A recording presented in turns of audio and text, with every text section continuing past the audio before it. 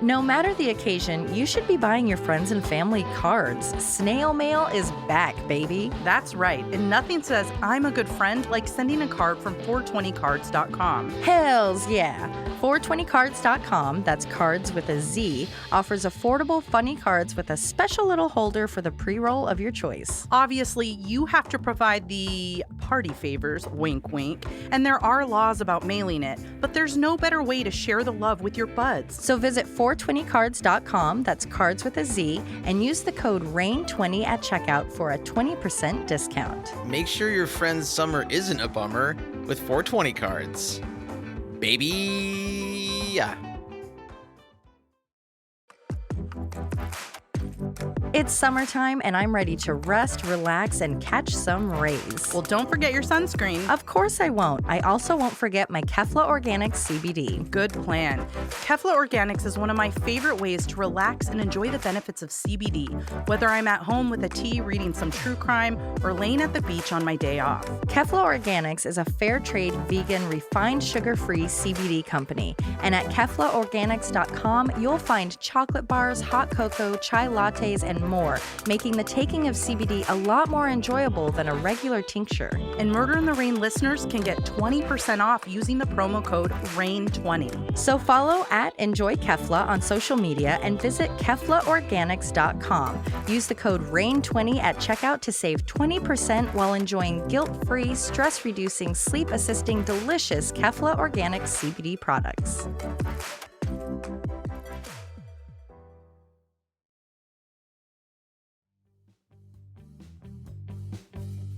This year has taken a toll out of all of us, but no one has suffered more than my gut. I've tried 3 different probiotics, several different vitamins, and it was getting expensive and exhausting. But I think I found my new holy grail for better gut health. You are not the only one. I think I can safely speak for Josh when I say our household could also benefit from improved gut health and overall nutrition. And that's why we are so excited to share Athletic Greens with our listeners. We really are. Athletic Greens has changed the game for my daily vitamin routine. With 1 delicious scoop of Athletic Greens, I'm absorbing 75 high-quality vitamins, minerals, whole food source superfoods, probiotics, and adaptogens to help me start my day right. In the few weeks since I've started using Athletic Greens, I don't have the tummy issues I was constantly experiencing, I feel an improvement in my metabolism, and I haven't been craving junk food as much. The ability to add it to a smoothie, take it with almond milk, water, or juice makes it easier for all of us to enjoy it however we'd like. That's so true. And I've actually replaced my morning caffeine with Athletic Greens. And no lies, I feel more energized than ever. And at less than $3 a day, that was less than I was already spending on coffee. What I really appreciate about Athletic Greens is that they are giving back to the community. For every purchase, they make a donation to an organization helping to get nutritious foods to children in need, including No Kid Hungry. They donated 1.2 million meals to children in need in 2020. It's time to reclaim your health and arm your immune system with convenient daily nutrition, especially as we're heading into flu and cold season. It's just 1 scoop every day. That's it. No need for a million different pills and supplements to look out for your health. To make it easy, Athletic Greens is going to give you a free 1-year supply of immune-supporting vitamin D and 5 free travel packs with your first purchase. All you have to do is visit athleticgreens.com/rain. Again, that's athleticgreens.com/rain to take ownership over your health and pick up the ultimate daily nutritional insurance.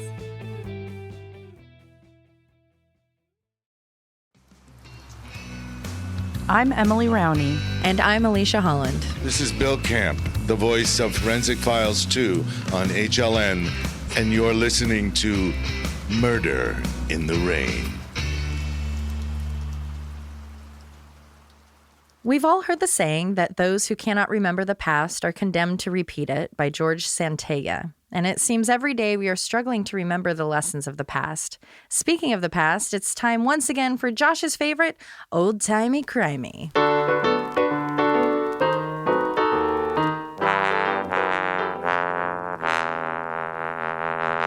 As race relations in the United States have once again come to a boil, it's time we look at the actual history of our area, not the one we were taught in school, and learn from the mistakes of the past and do what we can to correct them so we don't condemn ourselves. In the U.S., and especially in the Pacific Northwest, we are taught about the Native Americans that were in the area when pilgrims arrived. In elementary school, we had frontier days where we would put on a bonnet, pan for gold, wash our clothes on a washboard, and touch the pelts of the animals that were used for clothing. But we were never taught about the dark side of things, about how the white man destroyed not only families, but how small groups of religious missionaries could destroy entire tribes. Since the momentum of Black Lives Matter in the last year put the need to protect Black lives in the forefront, it has also been an opportunity for Native persons to speak up and out about the injustices that they need to have heard. Not only the injustices of the generations past, but current ones. From COVID relief to fresh water availability, Native Americans are still treated as lesser Americans. For years, and especially more so recently, there have been talks of reparations for the Native Americans. Ideas from financial support to actually giving back the land to the rightful tribes have come to the table. While that is something I emotionally support, I don't know that people would ever be willing to actually do that. As a child, I never thought about the gruesome details involved in creating reservations. I'm sure deep down I knew that there was no way it was a good situation, and I was never forced to hear the details in school, so I didn't force myself to go there. While there are hundreds, if not thousands, of stories regarding those who fought to protect their land and those that were trying to take it, there's one particular massacre in Washington that left more than a dozen people slaughtered, started a 7-year war, and decimated an entire Native American tribe. This is the story of the Whitman Massacre of waaaaaay.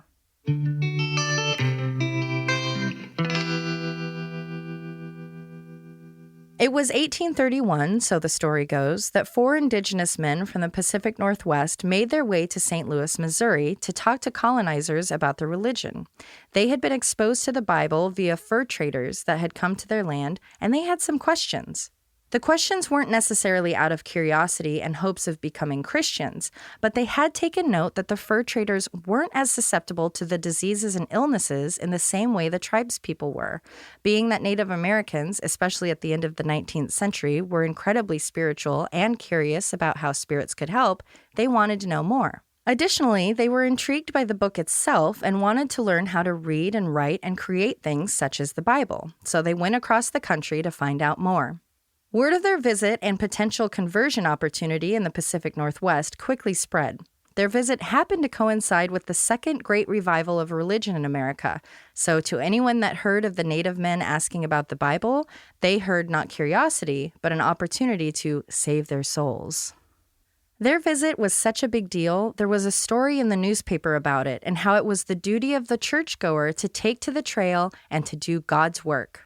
2 people who were moved by the news were New York newlyweds Marcus and Narcissa Whitman, names that were eclipsed by Lewis and Clark even though they were some of the first non-Native Americans to use the route that would be known as the Oregon Trail. Marcus Whitman was a 33-year-old doctor and hobbyist preacher. His wife, 28-year-old Narcissa, was his hype woman and supported his teachings. In fact, she had wanted to be a missionary since she was a teen, even though female missionaries were few and far between. So in 1836, 5 years before the Oregon Trail, the Whitmans set their sights west. They weren't alone in their wagon journey. They were joined by married couple Henry and Eliza Spalding, along with William Gray. For part of the trip, they were accompanied by Miles Goodyear, a mountain man that would go on to found the town of Ogden, Utah. The group had their mission approved and were being sent by the Presbyterian, Congregational, and Dutch Reformed American Board of Commissioners for Foreign Missions. What a catchy name. Narcissa and Eliza were true trailblazers in taking this journey. They were the first non-Native American women to cross the Rocky Mountains and to make it as far west as they did. The group's decision to make the pilgrimage across the country shows just how strongly they believed in what they were doing. They knew they would never see their friends or families again, that if they survived the initial journey, they would make a new life for themselves in the new country. Besides, if something went wrong, the odds of making it back across the country were not in their favor. It took the group 7 grueling months to make their way to the land that would become Washington and Oregon. Before they got to their destination, the Spaldings and William Gray settled in an area that would later become Idaho. The Whitmans continued, excited and optimistic about what would lie before them. Once to the Walla Walla area, they set up the waaaaaay mission. They had made it and were eager to teach the Cayuse tribe the word of the Lord. The Cayuse were a tribe that was 8,000 members strong and had used the land of Walla Walla for nearly 10,000 years. They were a nomadic tribe following the food, water, and shelter of the area. Of course, the Whitman's teachings weren't the first time the Cayuse had heard anything religious or spiritual. They were already a deeply spiritual tribe. They believed the land and people were one and the same. The land was the most important, as was the practice of reciprocity. The land would give to the people would give back to the land. The Whitmans also weren't the first or only Europeans in the area. Among their fellow white men were British and French trappers, traders, and other missionaries. Upon arrival, the Cayuse granted the Whitmans permission to settle on and use the land, which they did, building themselves a home and mission. A mission they would use for church and eventually medical care. A mission that would fulfill their personal mission to change the lives of the Cayuse tribe people through religion. While they were kind enough to get permission to set up their lives there, they weren't too worried about manners past that. They knew what they wanted to do to help, but they didn't bother to ask the tribespeople how they could help them or what they needed from them. Marcus especially, since he was a doctor and all, felt he knew what was best for those he perceived as heathens. If you could ask Marcus Whitman now what he felt about the Native Americans, you'd see that white male toxicity is not a new concept. He'd probably say something like, "I don't say they are heathens in a bad way, just that I'm educated and I know better, and since they're not educated, I'm just here to help." While they were being looked at as the lesser, the Native Americans didn't feel that way. They knew the people and concepts being presented to them were new and different. Therefore, they were interested in learning about and from them. It was like that expression, if you ask a fish to climb a tree, you'd think it was stupid and incapable, when really it's just something it doesn't know how to do. The Cayuse weren't stupid. They were being exposed to completely new ideas. Once the mission was set up and running, the Cayuse people attended the sermons, some even getting baptized. But there were difficulties when it came to the Cayuse and the new religion. There were so many elements of what Marcus was teaching them that were completely new and foreign concepts. The idea of heaven and hell, that everyone was born a sinner. It was a negativity and intensity that they just hadn't used in their spiritual aspects before. On top of that, there were language and use of language barriers. For the Cayuse people, who had an oral culture, words weren't just words. They were powerful objects. So as Marcus preached, "You're going to hell," it was easy for it to be misconstrued as, "I personally am the one that will be sending you to hell." As the Whitmans settled into their new lives, they started their family. On March 14th, 1837, Alice Clarissa Whitman was born. She was the first non-native child born on the land that would become Oregon. Sadly, at just over 2 years old, Alice would drown in the Walla Walla River. That would be the only Whitman child by birth, but not the only child they would raise. On their journey west, the Whitmans had met many trappers, hunters, and travelers. Those men remembered the Whitmans when they would have babies with Native American women. Through the years that followed, the Whitmans were given 2-year-old Helen Mar Meeks, 5-year-old Mary Ann Bridger, David Mallon, who was just under 2 years old, Marcus's 13-year-old nephew Perrin Whitman. Then came the Sager children, all 7 of them, the oldest being 13, the youngest just 5 months old as her mother had died on the journey west. As the years went on, the frustration between the Cayuse people and the Whitmans grew more and more. Culturally, the Cayuse tribe was expecting reciprocation and gifts from the Whitmans. As they viewed the symbiotic relationship between themselves and the land, they expected to receive gifts from Marcus and Narcissa after giving them their land, food, and time. The Whitmans were annoyed that the Cayuse people weren't putting in more of an effort to change their ways. The Cayuse people were annoyed that the Whitmans expected more from them. They had seen the Whitmans' teachings as something to add to their already robust spirituality, not something to replace what they already believed. After 2 years, the indigenous people were bored and stopped attending the church in the same numbers they had been. As time went on, word spread east about the bountiful land in the west. The Cayuse tribe watched in horror as a flood of whiteness took over their land. Marcus basically became the spokesperson for the immigrants, informing the tribe that, "Yeah, we're going to claim this land now. Thanks." 5 years after their arrival, the area went from a few hundred people arriving a year to 1,000 new settlers just in 1843. And for anyone that played Oregon Trail back in the day, you know that new people meant new diseases and illnesses. These included dysentery, the flu, and whooping cough, none of which the Cayuse had been exposed to before. Since they had no immunity built up for these diseases, the tribespeople, especially the children, were dying at an alarming rate. Being a doctor, Marcus turned the mission into a makeshift medical facility where he treated both the white people and the Cayuse. In doing so, his rate of mortality after treating the white people was low, while the mortality rate for the Native Americans was exceptionally higher. This led to conversations amongst the tribe. Was the doctor poisoning them? As the children of the tribe continued to die, chiefs started to confront Marcus, suggesting he leave the area. Narcissa refused to heed the warnings. She knew they were there to do God's work, and she wanted Marcus to fight back. Marcus decided they would be staying put, and he left his trust in God. With the influx of people and word coming from the east from other tribes, word of diseases, the taking of lands, and decimation of tribes, chiefs in the area had a bad feeling, a feeling that the white man was only interested in the land and taking over the country, so they wondered what were Marcus's true intentions. With fears mounting, the chiefs once again approached Marcus. His mission was over. It was time for him to go home. But that wouldn't work for Marcus. As missionaries, if they had returned home, they would have been viewed as failures and would basically fall out of social standings. The warnings persisted. Get the hell off our land. The curiosity and interest that had first been piqued by the Whitmans had run its course. In 1847, nearly 5,000 people came on the Oregon Trail and settled in the area of the Whitmans and Cayuse. With that many people, the number of diseases was much higher than anything they had dealt with in the past. In the fall of that year, Marcus was treating 75 people in the mission, most of which were being treated for yet another new illness to strike the tribe, measles. By the time measles had hit the tribe, they were losing 6 people a day to it. The tribe soon withered down from thousands to only 500 members. By the end, half of them had been lost to measles. Just as before, Marcus was able to treat and save the white children, but the indigenous children were not so lucky. Since he had refused to listen to the requests and warnings of the chiefs, a meeting was held for the men to decide what to do with the doctor they felt that was doing more harm than good. While the deaths were upsetting to the tribe, there were still several people that had converted to Christianity and didn't want to see the Whitmans forced out. But the night of November 28th would cause a change in course. On that night, 3 Cayuse children died from the measles after Marcus couldn't save them.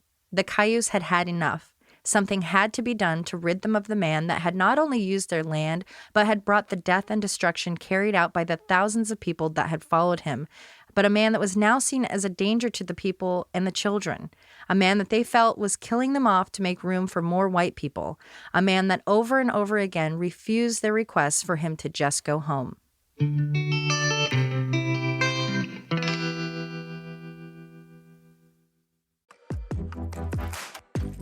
It's summertime, and I'm ready to rest, relax, and catch some rays. Well, don't forget your sunscreen. Of course I won't. I also won't forget my Kefla Organics CBD. Good plan. Kefla Organics is one of my favorite ways to relax and enjoy the benefits of CBD, whether I'm at home with a tea reading some true crime or laying at the beach on my day off. Kefla Organics is a fair trade, vegan, refined sugar-free CBD company. And at KeflaOrganics.com, you'll find chocolate bars, hot cocoa, chai lattes, and more, making the taking of CBD a lot more enjoyable than a regular tincture. And Murder in the Rain listeners can get 20% off using the promo code RAIN20. So follow at Enjoy Kefla on social media and visit KeflaOrganics.com. Use the code RAIN20 at checkout to save 20% while enjoying guilt-free, stress-reducing, sleep-assisting, delicious Kefla Organics CBD products.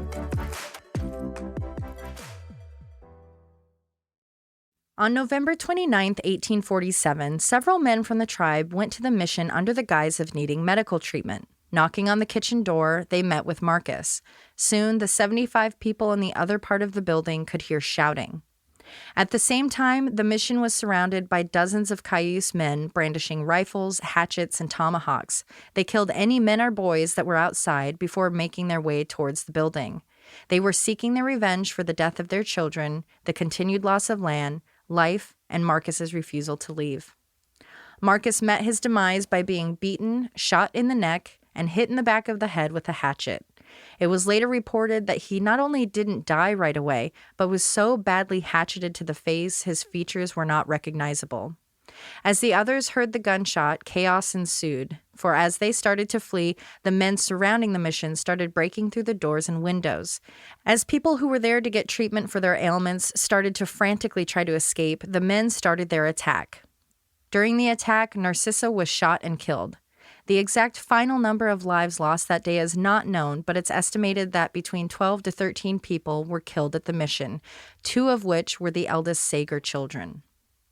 As for the 50-ish survivors, they were taken hostage. Several of the hostages died while in captivity, including 2 of the other Whitman children, Helen and Mary, both dying of the measles. Most of the deaths that occurred while being held hostage were from illness and elements. But you may ask, how could there have been so many deaths? Well, because those that were held against their will, they were held for over a month.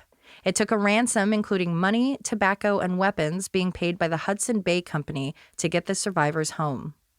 The massacre obviously became national news, wherein the men were called savages.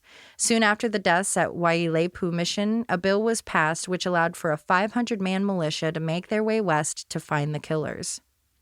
An 8,000-person tribe that had never been celebrated for their hunting skills, horsemanship, or warriorship had been destroyed by illnesses as their land was being taken and their people were turned into a target of both death and racism. Using the excuse of seeking justice for the attack, the militia began raiding tribes in the area. When the raids began, the chiefs tried to explain the reasoning for the massacre, but it wouldn't be heard. Not only were the whites outraged by the attack, but they knew what the Native Americans knew, that this was the perfect excuse to continue to take land. Politicians were now involved, threatening the Cayuse, telling them to turn over the guilty or their people would continue to die because they couldn't tell the difference between someone that had committed the massacre and someone that hadn't. In hopes of taking pressure off their tribe, 5 men, including Tilo-Calkit, the leader of the Cayuse tribe, and Tomahas, both of which had been present at the mission, turned themselves into authorities. While those 2 were guilty in the eyes of the law, it is unknown how or why the other 3 men were chosen. Perhaps through a council, perhaps they volunteered. Either way, they knew lives of their own men would have to be lost to appease the white man. The men were arrested and taken to jail in Oregon City. They went to trial, were found guilty, and in June of 1848, their sentences of death were carried out via hanging. The executioner was the now Marshal, Joe Meek, the father of Helen Meek, the child he had given to the Whitmans, who had died from measles while being held hostage. Before he was hanged, Tilo-Calkit reminded those watching what had started all of this by shouting out, "Did not your missionaries teach us that Christ died to save his people? So we die to save our people." This, of course, was a tipping point for the white indigenous relationships. The tension was high, and the concern the Cayuse had regarding the white man's desire to take their land was validated as the colonizers flooded into their area. For 7 years, wars raged in the region. Granted, not wars like what we picture due to supplies and the era, but wars that pitted tribes against colonizers, man against man. More and more white travelers came across the country and continued to use the Whitmans as the reason for taking land, even if it meant a fight. In May of 1855, the U.S. government met with tribal leaders in the area where they signed a treaty for the land. The government claimed that there were only a couple hundred people left in a few tribes, so they should all just be put on land together, while the tribes argued their numbers were much higher than what was being presented. They also asked that the land be purchased from them, then they could be giving the land to settlers, allowing them to not only gain financially, but to have control of how much land they sold.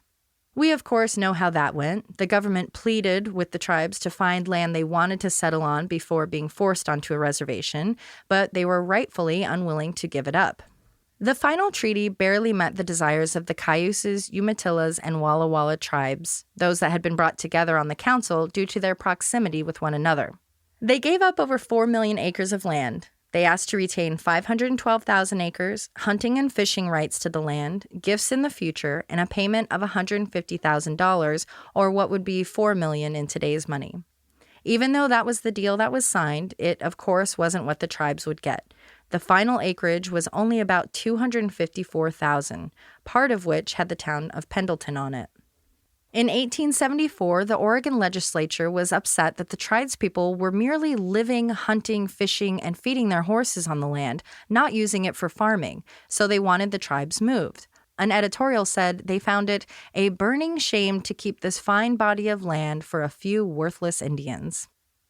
As acts and laws were changed to benefit the government, they caused more and more harm to the tribes. In 1887, the Dawes Act was passed, which divided the reservations even further by giving land to individuals, not the entire reservation, allowing for more of the land to be bought by settlers.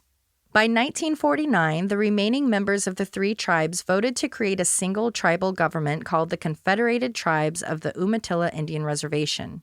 They used their new governmental power to sue the United States government for the land they had taken and the land they were damaging. Through the years, they reached settlements of millions of dollars, but that didn't restore their land or people. For 10,000 years, the Cayuse tribe lived on and cared for 6 million acres throughout what would become Oregon and Washington. Today, there are no 100% Cayuse-blooded tribal members. Their language and lineage is all but extinct. Sharing the land with their tribal neighbors, the Cayuse, Umatilla, and Walla Wallas are on 172,882 acres, almost half of which is owned by non-Native American people. In Walla Walla, there is a national park site at the location of the massacre. But what would you see or feel while there? Would you sympathize with those that lost their lives at the hands of men that were out for revenge? Or would you side with those men who, in their eyes, were only protecting their land and people? No one deserves to have a hatchet to the head. No group of sick women and children deserve to be hunted down or kidnapped. So what is the balance between placing responsibility on the Whitmans for not heeding the warnings of the tribal leaders while also holding the indigenous men responsible for the vicious murders? The emotions surrounding these murders are tricky. On one hand, you had men, women, and children brutally slaughtered with hatchets and survivors taken hostage, where more died even more horrifically. So it's easy to say the tribal members were in the wrong and deserved punishment. On the other hand, well, put yourself in the shoes of the Cayuse. They were just living their lives on their land peacefully and happily. Suddenly, a man who doesn't speak their language forces his own upon them, teaches them a religion they didn't ask for, then brings more people that bring diseases that kill almost all their children. And when you ask him to leave, warn him that he should leave, and threaten him should he not leave and he still doesn't, well, it's hard to blame them for taking such harsh action. The story of the Whitman massacre has always been just that, the Whitmans. The memorial is named after them. It's located on a road named after them.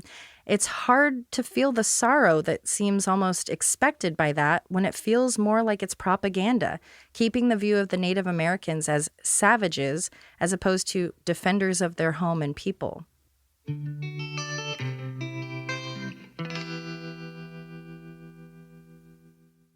Such an eye roll, my goodness. I loathe this idea of this pedestal that certain religions or people will put themselves on and not even for a minute try to empathize with the savages or the people less fortunate who haven't embraced it. It's just so egocentric, awful. I hate it. And so, yeah, I empathize with the Native Americans. Like, they warned them. They told them, how dare you walk into some habited area and assume it's up for the taking. I don't agree with the hostage taking and killing of children, but I absolutely think they were in the right. Like, okay, I don't condone war. Like, that sucks. But what else are you going to do? You're at a disadvantage. You don't have the same weapons. You know there's more white people coming. Like, it's just so freaking frustrating. And when you lay out the amount of land, like, it really puts it into perspective. Like, we literally stole everything. Right.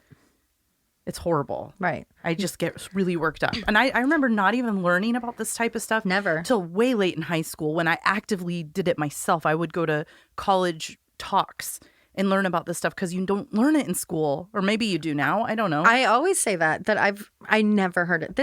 I could take a day and drive to this memorial and drive back. Mm-hmm. It would be a day trip. Yeah, the only reason I know is I got really into Native American studies in college too. So it's... But yeah, it's not presented when you're younger to understand. Because we are white-centric. Yeah. As a society, like, we are white people. I get it. Like, we have to, it's sad that we have to actively seek out this information to, like, better our own education on these topics. Because it's protecting. Because if everyone knew everything, it would be really hard to be like, yeah, I'm going to stay on this land. Well, and if you think or about- I'm not going to, we're not think going to vote about to give you stories money like- so that you can develop. Elizabeth Bathory, okay? Mm-hmm. And no, it's not Bathory, everyone. Who is this? This is just a historic figure that Oh, okay. was villainized. So it's this woman who, the story goes, she's like bathed in young women's blood and she killed all her servants and women would disappear. It's all propaganda. Like this, there is no proof of it. They did not find remains of hundreds of women on her property. It was the original QAnon. Yeah, it was basically she had I think a cousin who didn't want her to go into power and run a country, so they started spreading rumors, and it's powerful because to this day all you hear about is how vampiric she was and how she got boarded up in a tower for all of her crimes, but maybe she was just this badass woman leader who had some really gnarly lies spread about her, and that just goes to show how easy it is to perpetuate an idea of history. Mm-hmm. Well, and then if you backtrack, like my dad has always said, just follow the money. That'll answer. If I ever, growing up, if I'm watching the news, well, why would they do that? He'd go, follow the money. So let's go back. And, you go back. So that Protestant International World Council of Megachurch, whatever they were called, that sent them, how many of those guys were just wanting land? And they're like, oh, yeah, send those missionaries out. Exactly. And so the missionaries are just stuck in this position because, like I said, since she was very young, Narcissa was, I'm going to be a missionary. And so this was a dream for her to be able to do this. What was the real motive behind those guys going, yeah, go do that? Was it really the word of God? People take advantage of what you don't know. And I'm not ever going to say like all Christians are bad or all people are bad. It's just like take a minute to educate yourself on why you want to do something and why somebody's supporting you in doing it. And maybe there's more to the story because it really is just like naivety. They were naive people who wanted to spread the word of God. And that in itself is not bad. They thought they were being good people, but it's this idea that you're better than other people because you have that. It's just they unfair. looked and they're like, oh, look at our clothes and our houses and whatever. It's so much better. And it's like, no, they're doing just fine. Just because it doesn't look how you expect it to look, or you think like, oh, these poor people that don't have, no, they're okay just because it doesn't look the same. And it's that lack of curiosity that gets me. Yeah. And so it blows my mind to think we're literally on the other side of the world from where we started. And we're not going to talk to you guys about what you have. We don't want to hear. And that's sad. And that this whole tribe was like, well, yeah, we'll hear. We want to, there's no fear. You're just showing up and they're not like scared off. They're going, wow, this is all different, new and interesting. Let's hear about it and go. But you guys can't sit and go, oh, this is, interesting. And you believe the land has this and it's like, oh, wow, okay. And we could maybe have a really bomb-ass American religion if they had done that.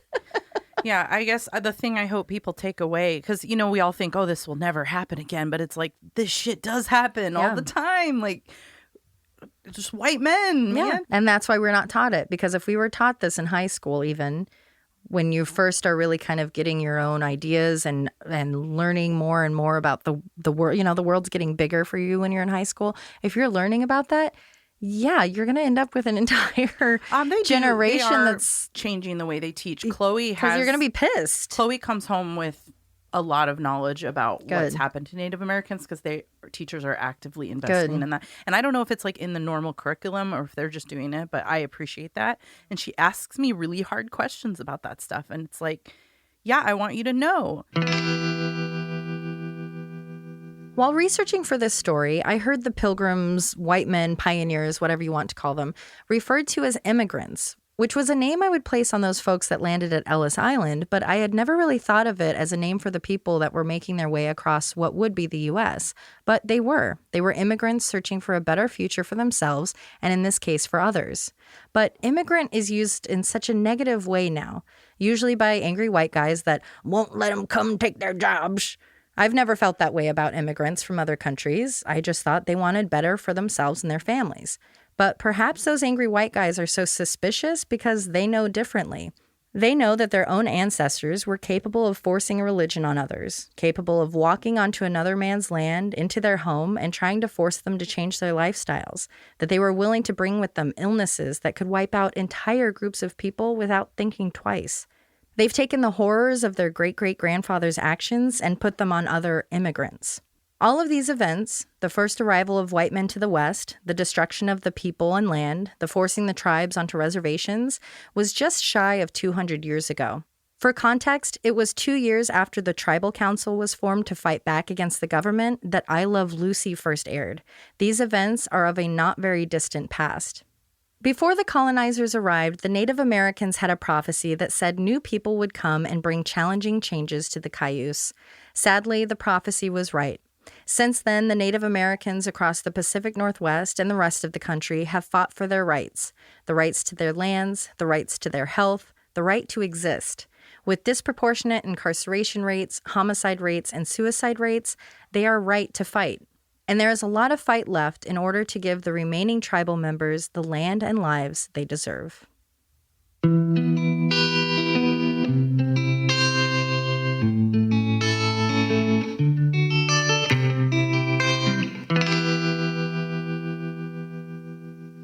My internal timer is to the second. That's creepy. I can set a timer, or maybe I'm cooking something or something's in the oven. I have the timer going. Ooh, my pants arrived today.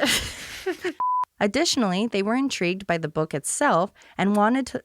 I just made a weird kissy sound. Maybe. It was after I broke up with Isaac, so I had gone to Oregon State and you guys were all still here. And I came back for a pajama party. Ooh, pajama jammy jam?